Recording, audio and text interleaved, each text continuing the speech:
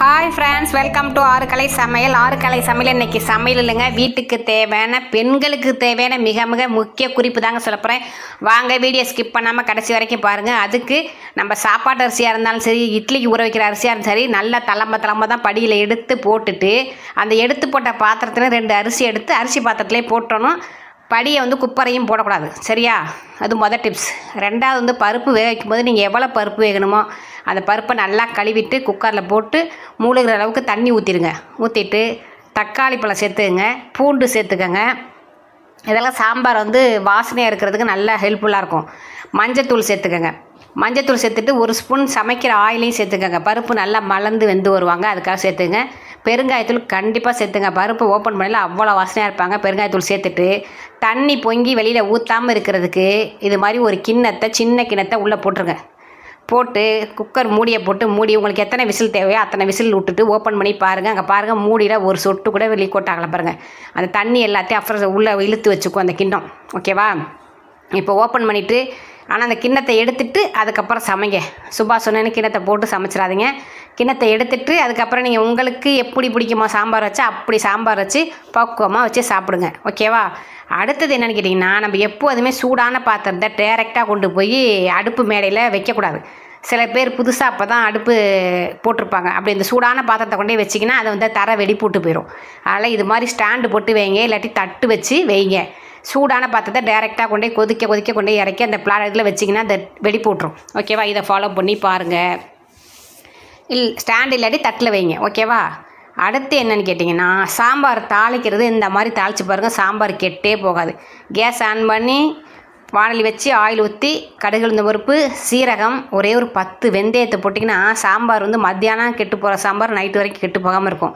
ஒரு 10 வெந்தயத்தை சேர்த்துங்க, சாம்பார் கண்டிப்பாக கெட்டு போகாது. ஏன்னா சில பேர் இப்போ அவசரமாக காலையிலேயே சமைச்சிட்டு நைட்டு வரைக்கும் அதை வச்சுக்கிறாங்கல்ல, அதுக்காக. கொஞ்சம் வெங்காயத்தை சேர்த்துங்க, கருவேப்பிலை சேர்த்துங்க, பெருங்காயம் சேர்த்துக்கங்க. லாஸ்ட்டாக ஃபைனலாக சாம்பார் பவுடர் கொஞ்சம் சேர்த்துங்க இந்த எண்ணெயில். அப்போ அந்த சாம்பார் கலராகவும் இருக்கும், வாசனையாகவும் இருக்கும். இது மாதிரி தாளித்து சாம்பார் ஊற்றி சாப்பிட்டு பாருங்கள். சாம்பாரும் வேறு லெவலாக இருக்கும், ஓகேவா? அடுத்து என்னென்னு பார்க்கலாம். செம்மையாக இருக்குல்ல சாம்பார், கலரை சும்மா வச்சா சும்மாவை.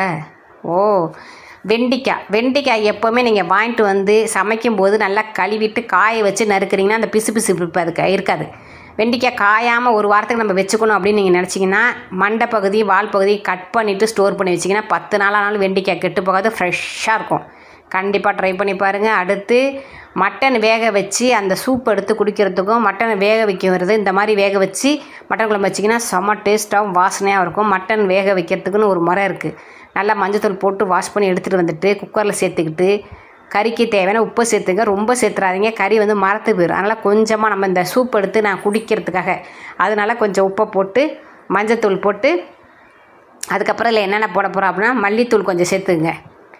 மல்லித்தூள் கொஞ்சம் சேர்த்துட்டு ஒரே ஒரு பச்சை மிளகா காரத்துக்கு போட்டு கொஞ்சமாக சின்ன வெங்காயமாக பெரிய வெங்காயமாக போட்டுக்கோங்க.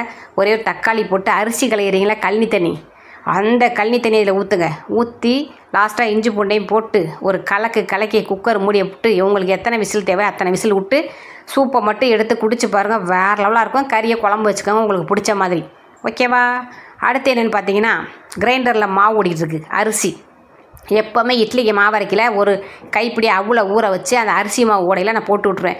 இட்லி பாருங்கள் சும்மா ஜம்முன்னு கும்முன்னு இருக்கும். அதே மாதிரி முட்டை வேக வைக்கும்போது 1-2 தான் பாத்திரத்தில் போட்டு நிறையா வேக வைக்கும்போது குக்கரில் போட்டு ஒரு விசில் விட்டிங்கன்னா வேலையும் மிச்சம், கேஸும் மிச்சம். கல்லுப்பை போட்டு வேக வச்சிங்கன்னு வச்சுங்க, முட்டை வெந்து நம்ம ஓப்பன் பண்ணி பார்க்கல அப்படியே பாட்டாக அந்த ஓடெல்லாம் அழகாக கலந்துட்டு வருங்க. ஒரு முட்டை கூட கோணலாம் இருக்காது, மானலாம் இருக்காது, அழகாக நீட்டாக ஜம்முன்னு பியூராக இருப்பாங்க. அதனால் உப்பு போட்டு வேக வைங்க. இது ஒரு டிப்ஸு. இன்னொன்று என்ன பார்த்தீங்கன்னா, சாம்பார் சட்னிலாம் மீதம் இருந்து நைட்டுக்கு நம்ம சூடு பண்ணுவோம். அந்த மாதிரி சூடு பண்ணி டேரெக்டாக சூடு பண்ணாமல் ஆஃப் ஆயில் சுடுதண்ணிக்கில் கொண்டே வைங்க. சுடுதண்ணியை சூடு பண்ணி. கண்டிப்பாக அந்த டிப்ஸ் எல்லாம் உங்களுக்கு யூஸ்ஃபுல்லாக இருக்கும். ஓகே, பாய்.